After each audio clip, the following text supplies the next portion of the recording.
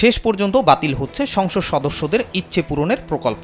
সংসদ সদস্যদের প্রত্যেককে প্রতি বছর 4 কোটি টাকার মতো বরাদ্দ দেওয়া হতো এই প্রকল্পের আওতায়। এই প্রকল্পের অর্থ দিয়ে তারা নিজ নিজ এলাকায় ইচ্ছে মতো বিভিন্ন অবকাঠামো নির্মাণ করার সুযোগ পেতেন। প্রকল্পের নিয়ম অনুযায়ী একজন সংসদ সদস্য তার নির্বাচনী এলাকায় রাস্তাঘাট, মসজিদ, মন্দির, শিক্ষা প্রতিষ্ঠান ও দাতব্য প্রতিষ্ঠানের ভবন বানাতে পারবেন।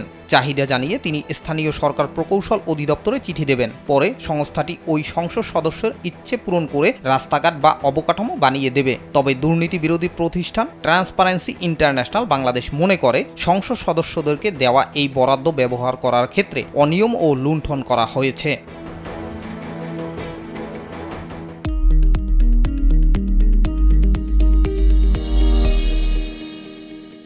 ছাত্র জনতার আন্দোলনে শেখ হাসিনা সরকারের পতনের পর পরিবর্তিত রাজনৈতিক প্রেক্ষাপটে জাতীয় সংসদ ভেঙে দেওয়া হয়। বেশিরভাগ সংসদ সদস্যকে 5 আগস্টের পর আর জনসম্মুখে দেখা যায়নি।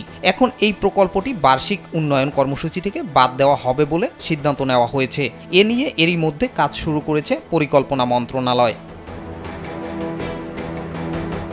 এছাড়া সংসদ সদস্যরা এভাবে প্রকল্পের মাধ্যমে ইচ্ছে মতো রাস্তাঘাট বানাতে পারেন কিনা তা নিয়ে প্রশ্ন উঠেছে। কারণ সংবিধানের 65 অনুচ্ছেদে বলা আছে সংসদ সদস্যদের দায়িত্ব আইন প্রণয়ন করা, আর 59 অনুচ্ছেদে বলা আছে স্থানীয় উন্নয়ন স্থানীয় সরকারের দায়িত্ব।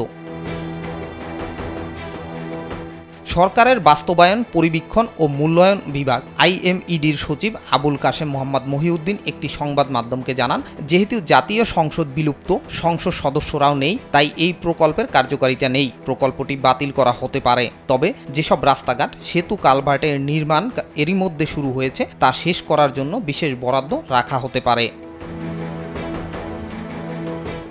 দায়িত্ব নেওয়ার পর রাজনৈতিক উদ্দেশ্যে নেওয়া এবং অর্থনৈতিকভাবে কম গুরুত্বপূর্ণ ও অপ্রয়োজনীয় প্রকল্প বাদ দেওয়ার সিদ্ধান্ত নেয় অন্তর্বর্তী সরকার। শুরুতেই বাদ যেতে পারে এমন প্রকল্পের তালিকায় রয়েছে সংসদ সদস্যদের ইচ্ছে পূরণের এই প্রকল্পটি, যার আওতায় প্রাথমিকভাবে 100-র মতো প্রকল্প বাতিল বা এগুলোর জন্য অর্থ বরাদ্দ স্থগিত করা হতে পারে।